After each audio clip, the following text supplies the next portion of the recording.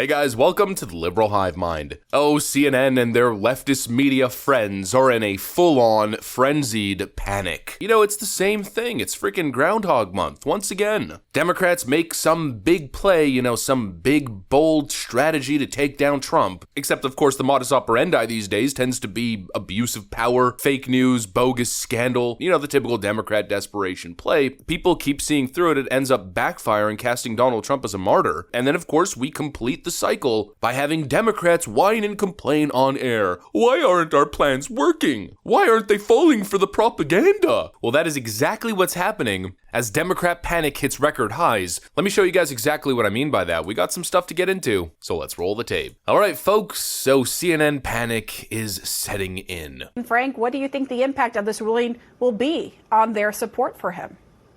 It's going to be exactly what the indictments did. It's going to be exactly what the criticisms have done. Donald Trump thrives on negativity. He thrives on legal systems that try to hold him accountable. And I'm convinced that his polling numbers are going to go up. Just today, the New York Times published 6 key swing states and had Donald Trump up beyond the margin of error in 5 out of the 6. The polling earlier a month ago was significant.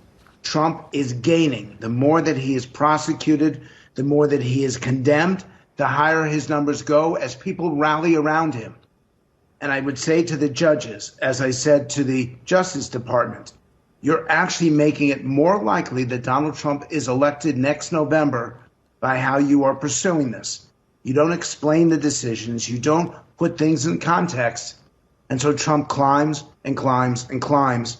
And right now, he's beating Joe Biden clearly nationwide.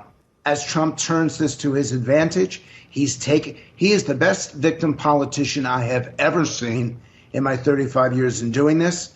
And this is exactly what he would have wanted in the run-up to the Iowa caucus. Very quickly, because it stuck out to me in looking at these polls, how many people who sat out in 2020 are now saying they're going to vote and they're going to vote for Trump. So you think this just sort of supercharges that, right? It's going to just bring more people out to vote for him who maybe sat out before. And the state that blew me away was Nevada, because that's a state with a significant percentage of Latino votes.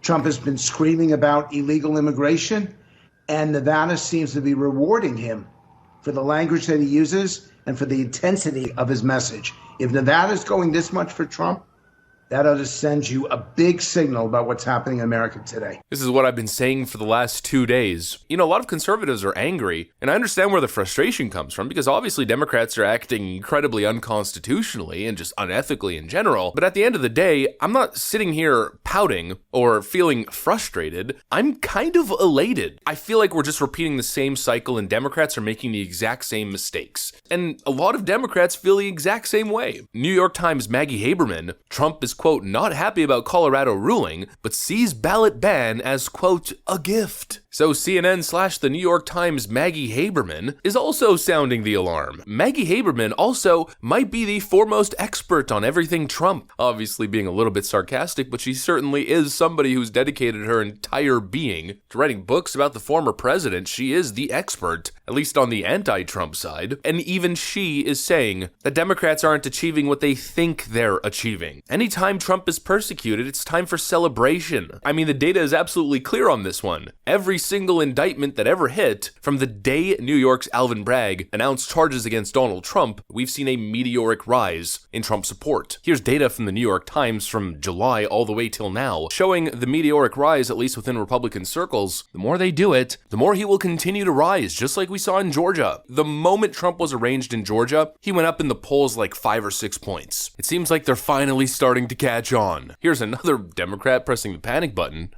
As somebody who is a politician, I think it's a real bad decision, because I think it really helps Donald Trump. And I don't like anything that helps Donald Trump. I find myself in the weird position of agreeing with Bill Barr in terms of it helping him. I think it does help him. Politically, there are consequences that actually, and the blowback could help Donald Trump. Yeah, well, I totally agree with Claire on that. I mean, it's a massive get out the vote rally for Donald Trump, this decision. We are done with the hoaxes, and the more you go after this man, the more people will rally behind them and view you as the evildoers. I mean, it's basically that simple. Don't need fancy academic terms. The more the Democrats push the boundaries, the more people reject them. And in the same line, the more they push their fake news, garbage, selectively edited narratives, the more we support Donald Trump. Here's another one. We might. I want to get both of your reactions to this because this was shocking. A Des Moines Register poll of Iowa voters asked likely Republican caucus goers what they thought about a candidate who used the term immigrants poisoning the blood of America. 42% of Iowa Republicans said it would make them more likely to support that candidate. 28% less likely. 29% does not matter. So a plurality of Republican caucus goers, David and then Doug, say, more please, I like this Hitler language.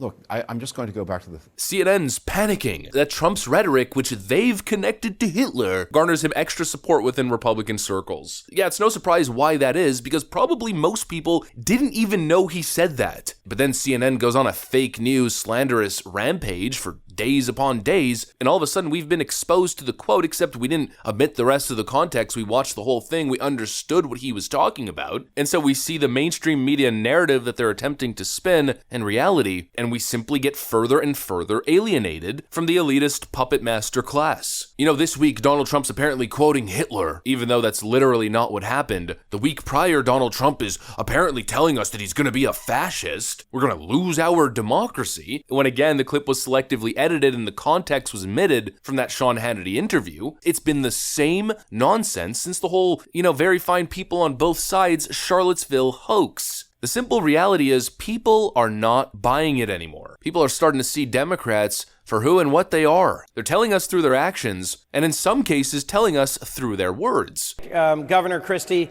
has also repeatedly publicly said that Donald Trump is not fit to hold office.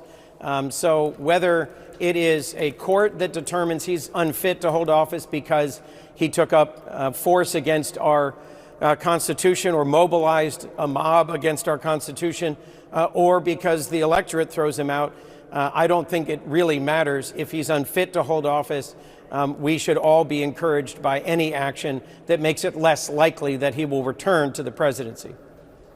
When you hear Democrats claim that they're willing to support literally any action to stop Donald Trump from winning, it tells you all that you need to know. It's very simple for me. It's good versus evil. You have a group of people that are cheering on a group of partisan Democrat state Supreme Court justices, finding the previous president, guilty of insurrection without a trial, and taking it upon themselves to remove him from the freaking ballot. It doesn't get any crazier than that. And so no wonder it's backfiring. It seems like the only people who are confused are the fake news media hacks and those who follow them, confused as to why their evil plans to subvert American democracy aren't working. What a bunch of frickin' losers.